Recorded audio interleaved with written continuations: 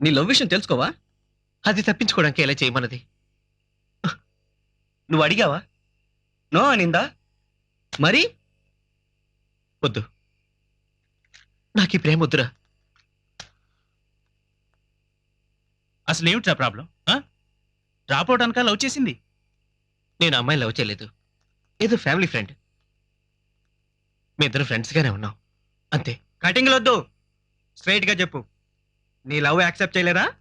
ఇందాక చెప్పాగా. మరి ఎందుకు ఇదంతా?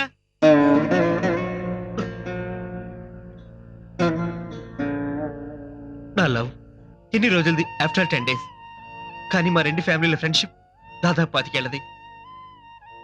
వాళ్ళు ముస్లిమ్స్. కుదరదు.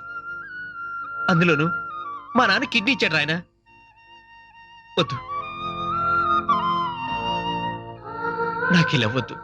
అరే గొడవ వస్తుందని ఎందుకు అనుకుంటావరా? నీకు తెలీదురా, మ్యారేజ్ విషయాల్లో డెఫినెట్ గా వస్తుంది. అదే నువ్వెందుకు గెస్ట్ చేస్తావని. ఎంతసేపు నీ గురించేనా? అమ్మాయి గురించి ఆలోచించవా? ప్లీజ్ దయచేసి నన్ను విసిగించకండి. నువ్వు వెళ్ళి నేను చెప్పినట్టు చెయ్యి, ఓకే?